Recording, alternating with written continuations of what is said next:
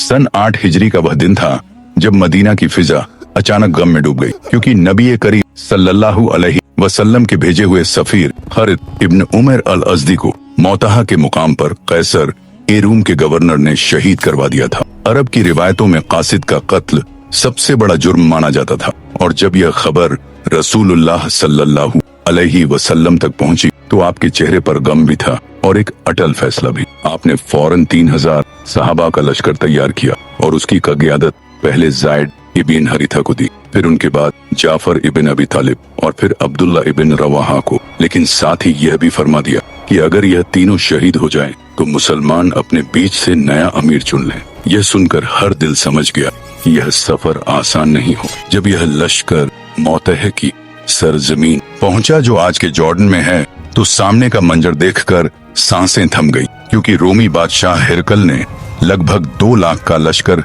जमा कर रखा था। हर तरफ चमकते हुए जरब अख्तर, ऊंचे नेज़े और फौजों की अनगिनत कतारें थीं, जबकि मुसलमान सिर्फ 3000 थे।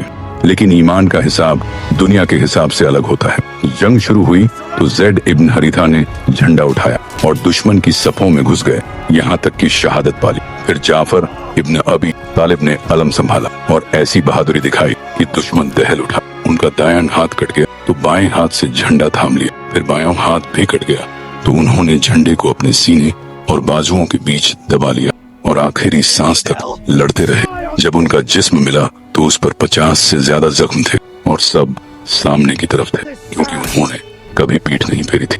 उसी वक्त मदीना में रसूलुल्लाह सल्लल्लाहु अलैहि वसल्लम सहाबा को वह मंजर बता रहे थे जो अल्लाह ताला आपको दिखा रहा था, और आपने फरमाया कि अल्लाह ने जाफर को उनके दोनों हाथों के बदले जन्नत में 2 पर अदा कर दिए हैं। तभी से उन्हें जाफर तैयार कहा जाता है। फिर अब्दुल्ला इब्न रवाहा ने झंडा उठाया और लड़ते हुए शहीद हो गए।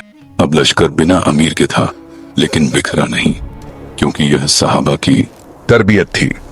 मशवरे के बाद जिस नाम पर सबका इत्तिफाक हुआ वह था खालिद इब्न अल वलीद। उन्होंने हालात को देखा और समझ लिया कि यह जंग सिर्फ जोश से नहीं बल्कि हिकमत से लड़ी जाएगी। रात के अंधेरे में उन्होंने पूरी फौज की सफें बदल दी, आगे वालों को पीछे और पीछे वालों को आगे कर दिया, ताकि सुबह दुश्मन को लगे कि नई मदद आ गई है। जब सुबह रोमी फौज ने नए चेहरे और नई तरतीब देखी तो उनके अंदर डर फैल गया कि मुसलमानों को बड़ी मदद मिल चुकी है।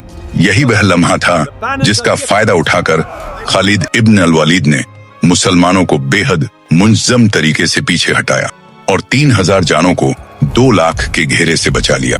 उस पूरी जंग में उनके हाथ में एक के बाद एक 9 तलवारें टूट गईं, लेकिन वह लड़ते रहे, हर बार नई तलवार उठाते रहे, यहाँ तक कि दुश्मन की रफ्तार रुक गई।